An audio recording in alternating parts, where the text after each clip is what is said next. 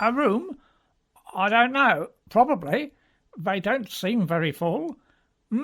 No, I'm just a guest here. I heard the telephone ringing, and as there was no one at the desk, I thought... What are you doing, may I ask? Oh, well, the telephone was ringing, and... If the telephone is ringing, let it ring, until a trained professional is available to answer it. Give it here.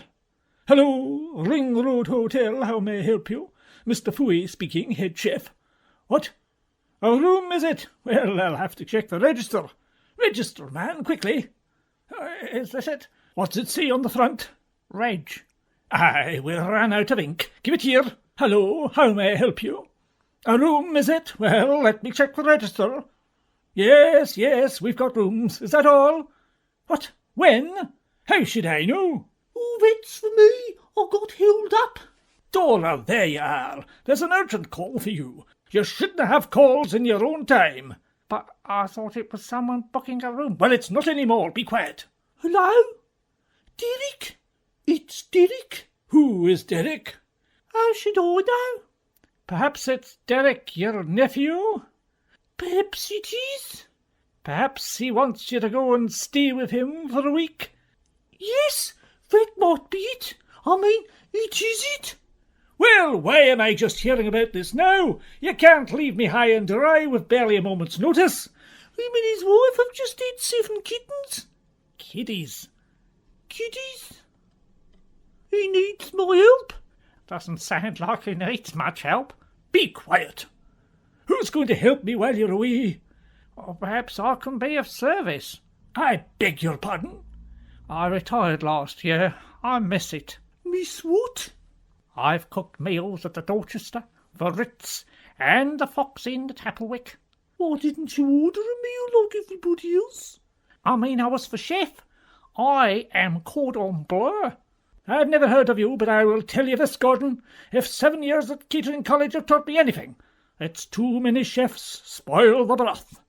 Oh no, I've hung up that apron.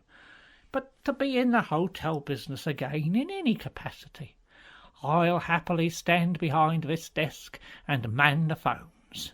And not go near my kitchen? Of course not.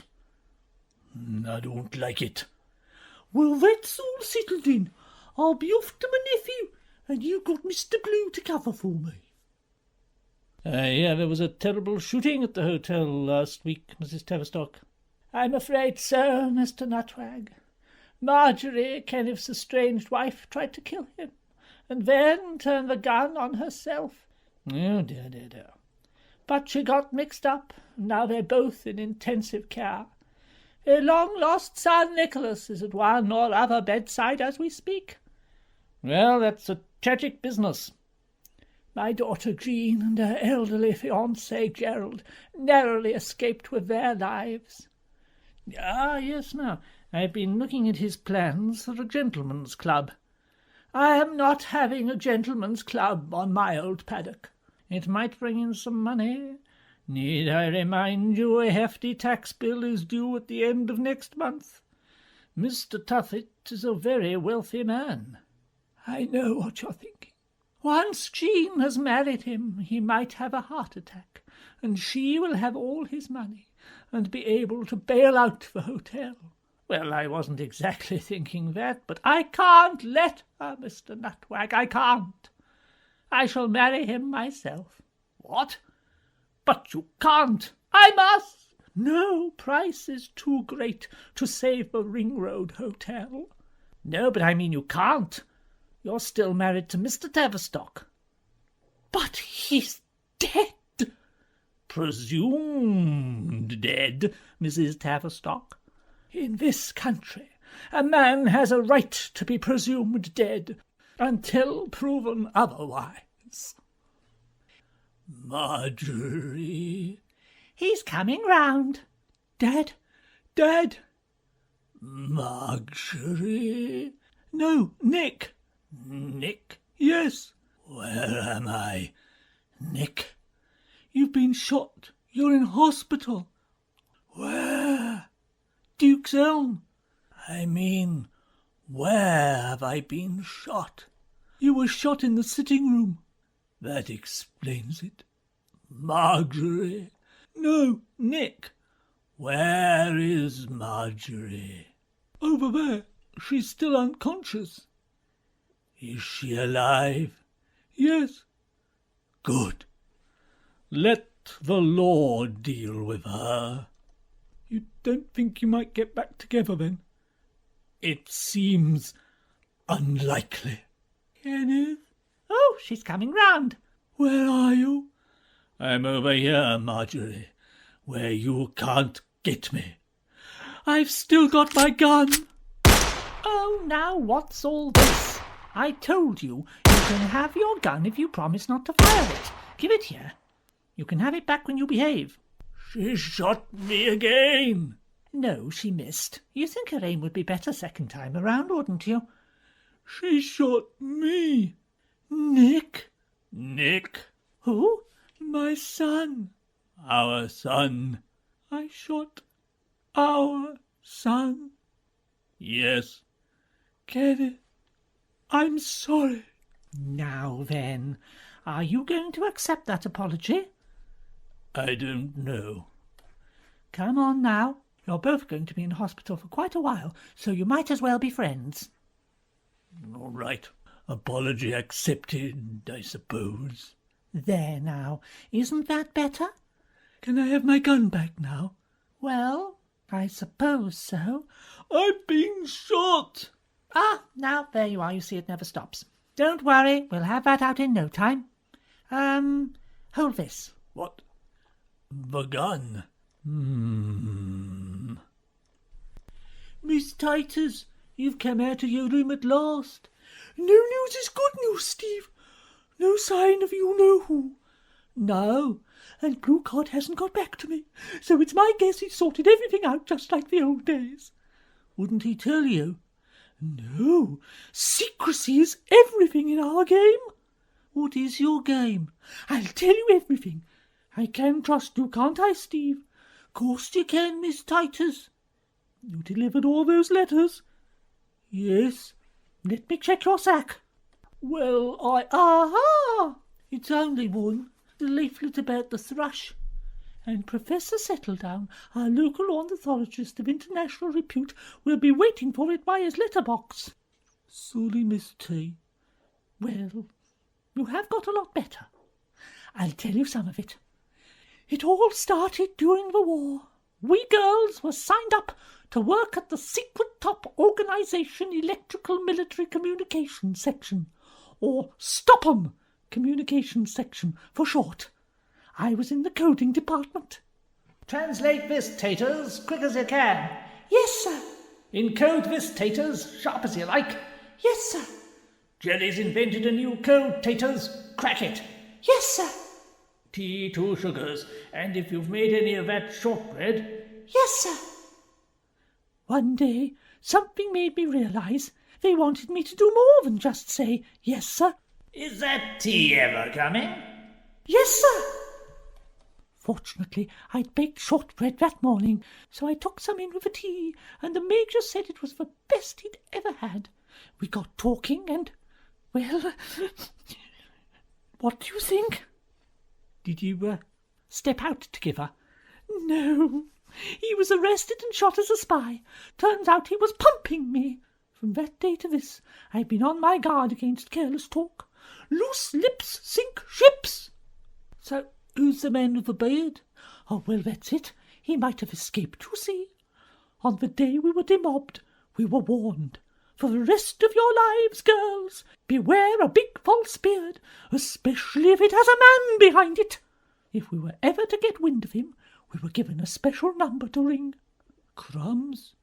Well, let's hope you're right and Blue Whatsits caught him. Now, I'd better deliver this pamphlet to Professor Settlup. Oh, by the way, there's a parcel for you. Thank you, Stevie.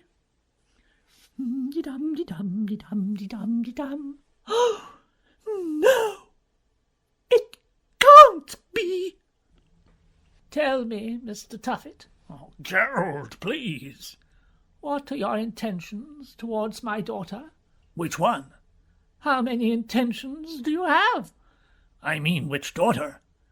I only have one. I thought we never talk of that. I see. Forgive me. And I can answer you straight off. I want to marry her. But she's a young, innocent girl. What possible interest can she be to a man of your age? Well, I'll tell you. Whereas I am in the prime of life, and I have my old paddock. What are you saying, Mrs. Tavistock? I have the old paddock that you need.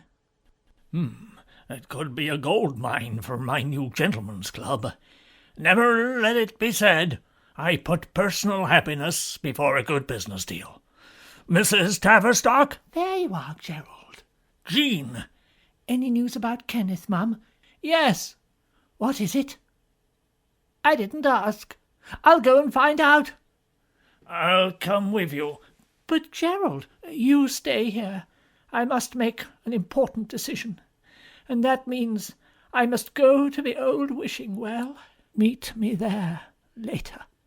Mum always asks the old wishing well what to do. That'll be why she's in such a financial mess. I don't like that man. If 7 years at Kettering College have taught me anything, it's when I'm having the wool pulled over my eyes. He's ever so good on reception. A trained chimpanzee is good on reception, Harriet. I know. Whatever happened to him? Yeah, that'll be the Open University. He got ideas above his station. Just like him out there. He'll be trying to cook something next, you wait and see. He's after the right job, I know it. He told me he's never even been near a can opener. And he's never seen a packet of Rise and Shine. He asked if we've got real oranges. A likely story. He's just trying to fool you. And the more I look at him, the more I think I've seen him before. The doctor's operating on him now. Will he be all right? Yes, he's done dozens of operations. I mean Nick. I doubt he's done any. I'll never forgive myself if anything happens to him. You didn't care about me. No, you abandoned me. Only because you abandoned me. I did not. I found your note. What did it say? Gone to Pimlico to start a new life. That's what your note said. I have never been to Pimlico. I didn't leave a note. Neither did I. Then who? There is one person who might know. Our old housekeeper, Miss Cranberry. But we'd never find her after all these years. Last thing I heard was she'd got married and moved to Pimlico. We could start there. Or we could believe each other, but neither of us left the other. I'd prefer solid proof. Oh, that's 9 old ladies all done and dusted. The salon might actually turn a profit this month. Room for a little one? Hello, Phil. Bill. Oh, I've got Phil booked in for past. Oh, he can't make it, and my hair's as long as his, so we thought... Well, it's highly irregular, but I suppose it doesn't matter at all, really. Lizzie, put the smock on, would you? Sure. What's the matter with you? You were supposed to take me to the pictures Friday. I did. I mean, Phil did. I don't like a bloke sending his twin brother along while you go off with someone else. Who told you that? Phil did. Wait till I get hold of him. Hang on. He couldn't have. What? Nothing. Do you want your hair cut or not? Yeah, Tar. You shouldn't mess her about, you know. She's a good girl. She's a little stirrer. I'll be back in 5 minutes, Norma. I'm going to have it out with Phil. Oh, heck. Come back. You're only half done. Oh, typical. Get back in that chair, Mrs. Ridley. I'll tell you when you're finished. Of course, I've cooked for the crown heads of Europe. Fancy all them heads eating your food? Yes. With crowns on? Yes. It's a shame, you know, but... But what? Well, I shouldn't say. Rot you all. But if you were to press me, Which bit? I'd say it's a shame my culinary skills will never have one last chance to flourish.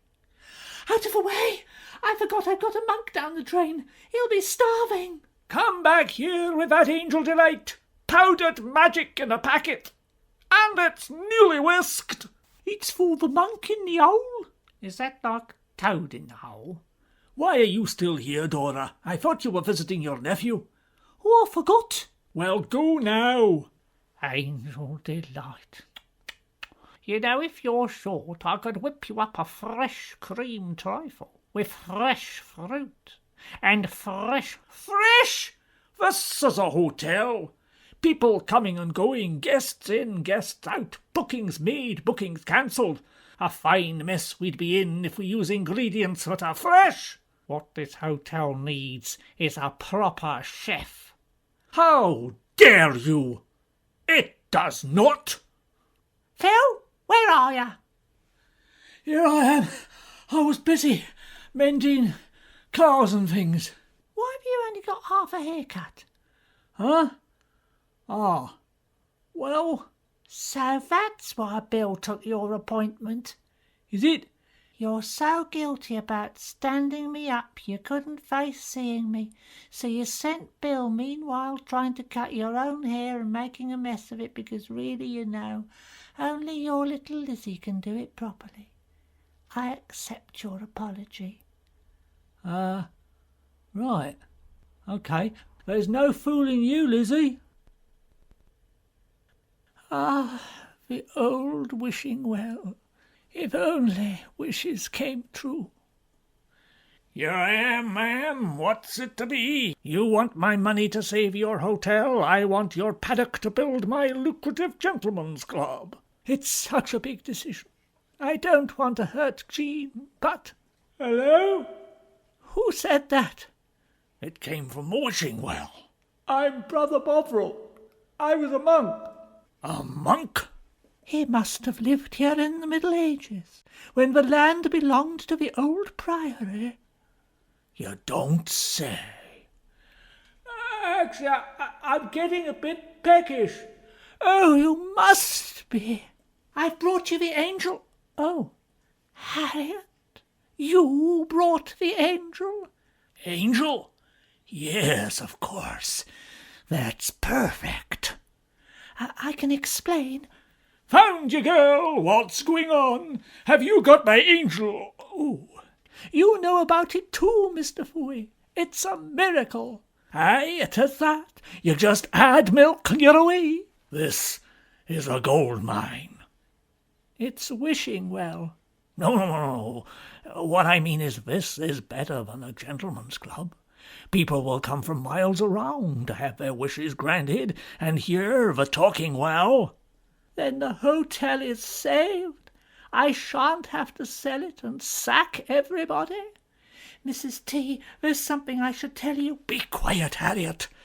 Are you saying the hotel was going to have to be sold, Mrs. Tavistock? It might have come to that, Mr. Fooey.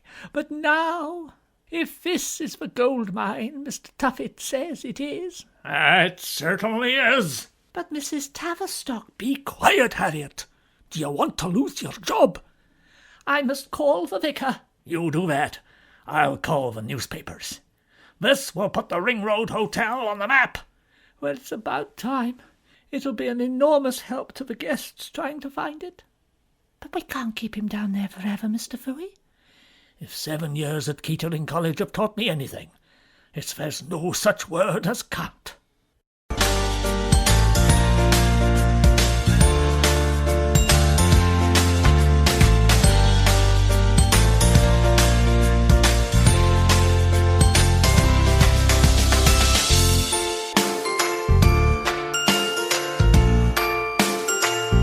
Tip that angel delight down the hole. He's no having my best bowl.